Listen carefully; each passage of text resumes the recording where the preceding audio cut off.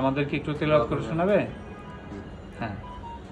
أعوذ بالله من الشيطان الرجيم بسم الله الرحمن الرحيم وجاهدوا في الله حق جهاده هو اجتباكم وما جعل عليكم في الدين من حرج ملة أبيكم إبراهيم هو سماكم المسلمين من قبل وفي هذا ليكون الرسول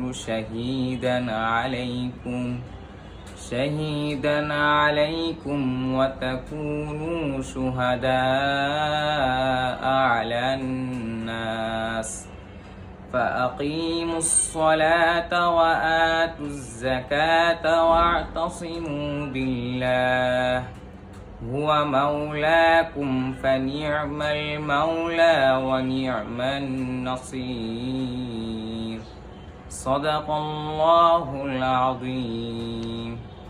কোন পারা থেকে পড়লাম? আমি পড়ছি 17 পারা 20 নম্বর পৃষ্ঠা। 17 পারা 20 নম্বর পৃষ্ঠা থেকে পড়ছো আর কি। আলহামদুলিল্লাহ শেষের পেজটা পড়ছো আর কি। আলহামদুলিল্লাহ। তো এই যে আমরা যে কাজ করতেছি, তুমি তো এখন মানে আগামী বছরই হাফেজ, এখনো হাফেজ, বাট আগামী বছর হচ্ছে তুমি সার্টিফিকেট মানে স্বীকৃতি পাবে আর কি। এবং এই পুরো বছর তোমাকে শোনাইতে হবে, তাই তো? এরপরে তুমি কি করবা? এরপরে আমি কিতাবখানা পড়বো। কিতাবখানা পড়বো মানে হচ্ছে মাওলানা আর কি, তাই তো? তারপরে কি হবা?